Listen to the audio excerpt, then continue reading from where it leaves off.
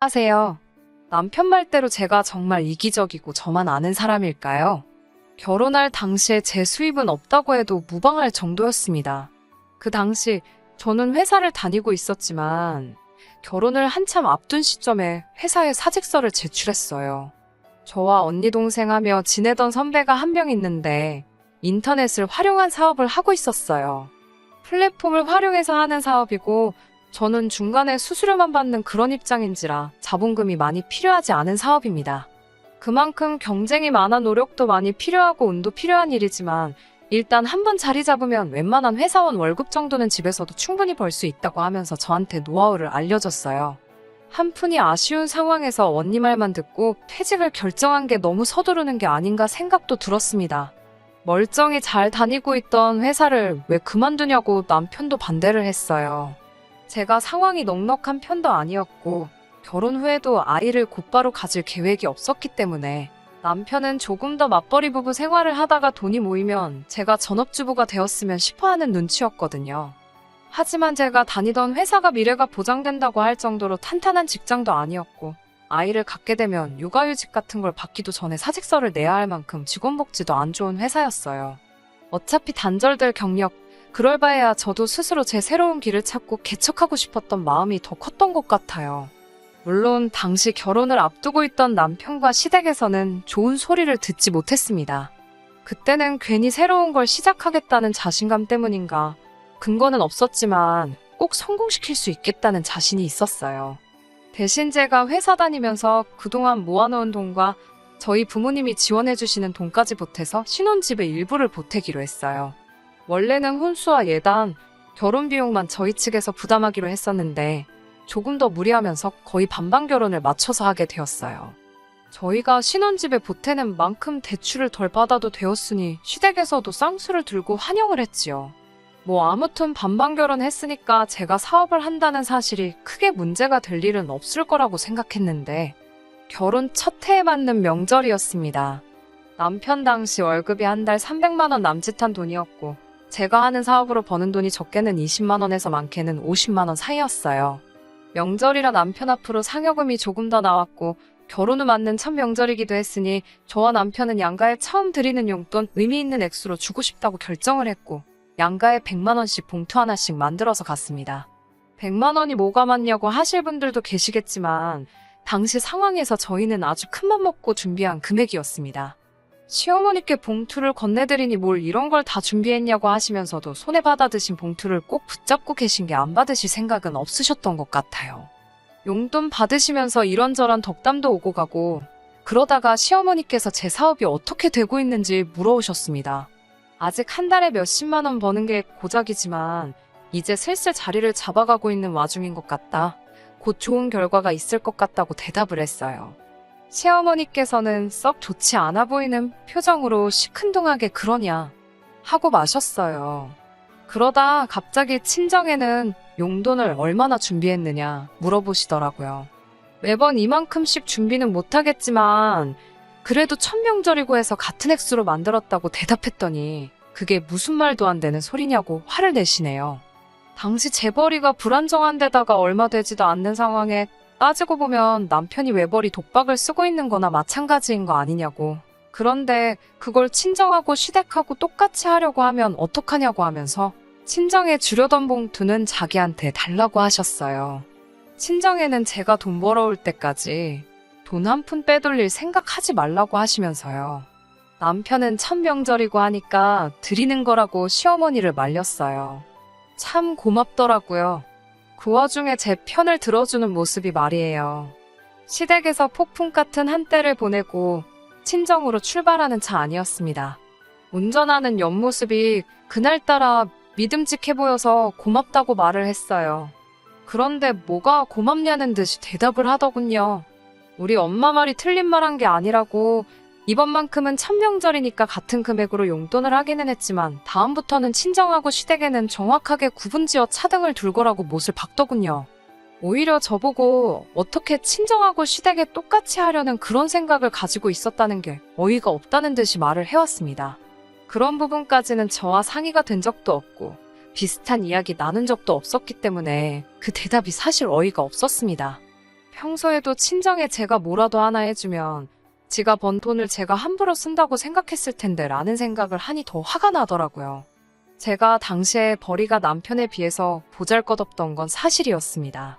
하지만 그건 결혼 전에 안 해도 문제가 없었던 신혼집 비용을 제 쪽에서 보태게 되면서 제가 회사를 그만두고 사업을 시작할 수 있게 합의를 한 부분이지, 아무리 제가 사업을 준비하며 벌어오는 돈이 적다고 한들 서로 합의가 끝난 부분인데 이런 식으로 후려치기를 당해야 할 부분도 아니었습니다. 물론 준비한 용돈 그대로 친정에 드릴 수 있게 이유를 설명해 준 건 고마운 일이지만, 그렇게 딱 잘라서 내가 번 돈이 얼마, 네가 번 돈은 얼마 따지면서 누가 더 벌고 덜 번 만큼 양가 부모님께 하는 효도에 차등을 두어야 하는 게 맞다고 말하는 모습은 상상도 못했거든요. 저도 치사하기는 하지만 결혼할 때 신혼집 비용 마련하면서 제가 더 부담한 부분 이야기를 꺼냈어요. 남편은 그렇게 한 건 제가 사업하는 걸 허락받기 위함으로 비용을 보탠 부분이지 않냐고, 그건 별개의 이야기로 계산을 하더라고요. 여전히 저희는 결혼 비용을 반반 부담한 거고 자기가 버는 돈만 가지고 양가에 똑같이 사용할 수는 없다고 딱 잘라 말했습니다. 우리는 반반 결혼을 했으니 각자가 가계에 기여한 만큼 차등을 두는 것이 반반 결혼의 진짜 의미와 맞는 거라 하면서요. 남편 말이 계산상으로는 틀린 부분은 없었지요. 하지만 그렇게 누가 돈을 얼마를 더 벌고 돈을 더 번 만큼 벌어온 사람 부모님께 각자 더 많은 효도를 할 수 있다는 규칙이 있다면 남편과 저의 관계는 부부라기보다는 룸메이트에 더 가까운 것 아닌가요? 가게에 기여한 만큼 차등을 둔다는 말도 그래요.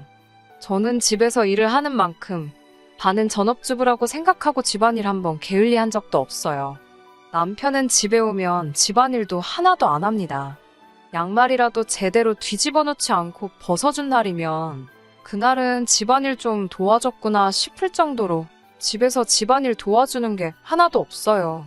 그나마 음식물 쓰레기나 분리수거 정도는 도와주는데 그거 하나 하면 아주 힘든 일 했다고 집에서 손도 꿈쩍 안 하고 물도 자기 손으로 떠마시지도 못해요. 제 사업이 잘 안 된다고 할지라도 제가 놀고 있는 게 아니고 제가 해야 할 일들도 빠짐없이 다 하고 있지만 남편은 당장 통장에 찍히는 돈으로만 이야기를 하고 싶어 하더라고요. 통장에 찍히는 돈만 가지고 본다면 제가 불리한 게 뻔하잖아요. 아마 남편은 제가 사업을 하면서 계속 허우적대기를 속으로 바랬을 거예요. 제가 돈을 더 못 버는 만큼 자기는 당당하게 제가 보는 앞에서 시댁에 더 잘할 수 있고 제가 돈을 더 못 번다는 이유로 저를 깎아내릴 수 있을 테니까요. 그나마 제가 한 달에 벌이가 아예 없었던 건 아니기 때문에 제가 버는 얼마 안 되는 돈에서 제 개인적인 용돈과 친정 부모님께 드리는 돈으로 사용할 수 있었습니다. 저는 그날 이후로 더욱 더 일을 갈며 제 사업에 열중을 하게 되었습니다. 제 노력이 통한 건지 남편의 바램과는 다르게 시간이 흐를수록 제 사업이 조금씩 상승세를 타기 시작했어요. 한 달에 벌어오는 돈이 고정적으로 안정적인 상황이 되었고 조금씩 불어나는 수입 덕분에 한 달에 돈 1,000만 원을 벌게 된 달도 있습니다. 고생해서 이룩한 성공인인 만큼 이 기쁜 사실을 전해주고 싶었어요. 단지 수입의 안정권에 이르렀을 때는 남편이 제게 보였던 태도 때문에 제 수입을 공개하기가 꺼려지긴 했지만요. 결혼 6년간 생활해오면서 제가 벌이가 없더라도 비록 버는 돈 가지고 처가 차별하면서 더럽고 치사하게 군 남편일지라도 그 6년이라는 기간 동안 저에게 포기하란 말 한마디 한 적이 없었기 때문에 제가 이 사업을 하는 걸 믿어준 것 하나만 보고 이 돈이 저 혼자 번 돈이 아니라고 생각하려고 했습니다. 제가 사업으로 벌어오는 돈이 한 달에 300에서 1,000만 원, 많다면 많은 돈이지만 저는 한 달에 그 정도 돈 우습게 버는 사람들을 몇 명 만나본지라 이게 인생대역전이라고 할 만큼 큰 돈이 아니라는 것도 알고 있습니다. 하지만 제 벌이를 알게 된 남편에게는 남편 그릇에 차고도 넘칠 만큼의 돈이었나 봅니다. 남편은 조금씩 변하기 시작했어요. 제가 버는 돈이 마치 자기가 번 돈인 것 마냥 펑펑 쓰기 시작했어요. 저 몰래 외제차를 리스로 계약해 오지 않나, 몇백만 원짜리 시계를 사달라지 않나, 이런 식으로요. 6년 저를 믿고 기다려준 대가라 생각하고 딱히 별다른 말을 하지 않았습니다. 그런데 남편이 사용하는 돈이 점점 개인을 위한 돈에서 시댁 식구들을 위한 돈으로 바뀌기 시작하더라고요. 제가 집에서 돈을 번다고 그 돈이 그냥 하루 지나고 일어나면 벌려있는 돈이라고 생각을 하더군요. 죽을 똥 살 똥 관리하면서 일하고 있는 저의 고생은 생각도 하지 않고요. 한 달에 1,000만 원이 벌린 적이 있으니 1,000만 원이 매달 자동으로 들어온다고 생각하는 건지 여태껏 자기가 벌어온 월급으로 생활이 다 되었으니 한 달에 1,000만 원씩을 더 써도 된다고 생각하더라고요. 앞으로 3달만 돈을 더 모아서 신우한테 가게를 하나 차려주자고 하네요.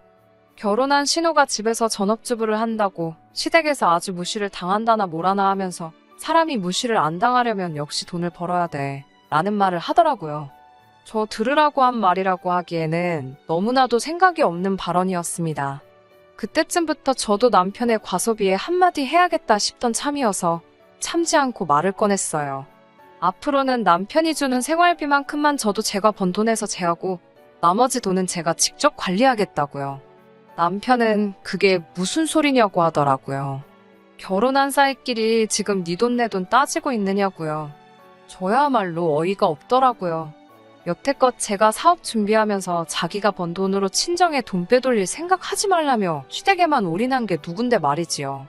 거기에 남편이 지금 제 돈으로 하려고 하는 것들 전부 시댁을 위한 돈이지 친정을 위한 돈은 한 푼도 없었어요. 남편처럼 치사한 사람이 되지 말자고 다짐했지만 저는 남편에게 같은 맥락의 이야기를 꺼낼 수밖에 없었습니다.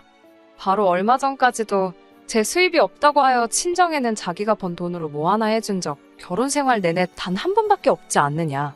시부모님께 100만 원씩 드리고 할 때도 나는 내가 번 얼마 되지 않는 돈에서 그마저도 쪼개서 드려야 했다. 이제 와서 내벌이가 많아지니 그때는 자기가 버는 돈에 손도 댈 생각하지 말라던 사람이 이제는 내가 번 돈을 자기가 번 돈처럼 쓰려고 하는 건 조금 아니지 않느냐. 한번 따졌습니다. 남편은 표정 하나 바뀌지 않고 당당하게 말하더라고요. 돈 생겼으면 시댁 먼저 챙기는 게 며느리의 도리 아니겠냐고 말을 하네요. 여태껏 무일푼에 돈 하나 벌지 못하던 너를 기다려준 값이다. 몇 년이 넘는 세월을 기다려줬는데 고작 돈 얼마 쓰는 게 아까워서 지난날 이야기까지 꺼내는 게 어딨냐. 여태껏 밥벌어질 신세 기다려줬는데 이제 돈 좀 번다고 먹여주고 재워준 은혜는 다 까먹어버린 거냐며 성질을 부리더군요. 6년 함께 결혼 생활을 해온 아내에게 해도 될 말인가 싶을 정도로 필터링 없이 저에게 밥벌어지 같은 표현을 써가며 집에서 놀며 쌀만 축 내던 사람 취급을 하더라고요. 사업이 그만큼 클 때까지 발버둥 치면서 집안일 한 번이라도 게으름 피지 않고 해온 저한테 말이에요. 집에 있는 밥이며 입고 다니는 옷이며 모든 것들이 제 손길이 닿지 않은 곳이 없을 텐데 그저 돈 얼마 벌지 못한다는 이유로 저는 그 집안에서 식충이가 되어 있었습니다. 처음에는 제가 사업을 시작한 게 문제라는 탓을 했습니다. 차라리 제가 사업이 잘 안 될 때 접고 맞벌이라도 다시 시작했더라면 몇 년 동안 친정에 대한 심한 차별 견뎌낼 필요도 없었을 테고 이제 와서 돈을 잘 벌게 되었다 한들 부부 사이가 틀어지지 않았을 거 아닌가 하는 생각을 했어요. 그런데 그런 마음이 시간이 지나면서 차츰 바뀌기 시작했어요. 생각해보니 제가 돈을 못 번 만큼 친정에 잘할 수가 없고 제가 돈을 잘 벌게 된 만큼 시댁에 더 해야 하는 상황에서 이 결혼 생활을 유지해야 할 필요가 있나 싶더라고요. 그리고 결심이 선 그날 남편에게는 이혼을 이야기했습니다. 6년간 혼인관계를 이어왔지만 룸메이트보다도 못한 관계였다고요.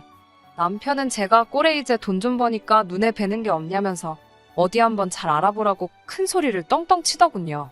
말인즉슨 제가 키워온 사업은 저희가 혼인 이후에 키워온 가치 형성한 재산인 것이고 그 재산은 이혼 시에 분할 대상에 포함이 될 거라면서 여태껏 번 돈이라도 지키고 싶으면 쓸데없는 생각을 하지 말라고 하더라고요. 하지만 법원에서 판결을 받을 때 남편의 얼굴은 아직도 눈에 선합니다. 저 몰래 시댁에 돈을 보내주고 친정과 차별 대우를 한 것부터 혼인기간 동안 가정에 대한 기여도까지 계산했을 때 오히려 저에게 일부 생활비만 지급해주고 나머지 돈을 자기가 개인적으로 사용한 부분 등을 고려할 때 제 사업이 궤도에 올랐다고 할지라도 오히려 금전을 지급해야 하는 것은 제가 아닌 남편이라는 사실이 입증이 된 거예요. 저는 사업이 번창한 이후에도 지속적으로 제가 번 돈이 시댁 쪽으로 흘러들어간 정황이 그대로 통장에 남아있고 제가 돈을 벌고 마음이 변해 다른 사람을 만나고 있었다고 주장하던 남편은 법원에서 설득력을 잃어갔습니다.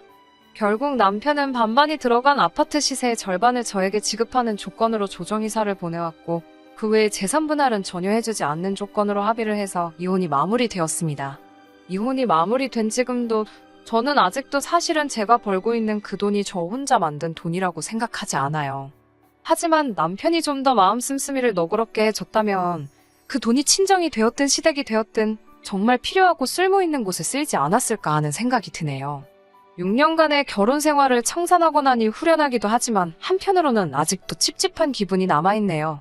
기다려준 만큼 저도 잘하고 싶었지만 남편과 시댁 식구들의 끝없는 욕심에 결국 그들은 자멸하게 되었네요. 설령 제가 돈을 벌지 않고 아이를 갖고 전업주부가 되는 길을 택했다고 한들 그 사람들이 저를 대하는 태도가 바뀌지 않았을 것이라는 마음을 가지고 저도 더 이상 그 집구석에 미련갖지 않고 제게 주어진 새로운 인생을 살아보려고 합니다. 긴 사연 여기까지 들어주시느라 전부 고생하셨습니다. 감사합니다.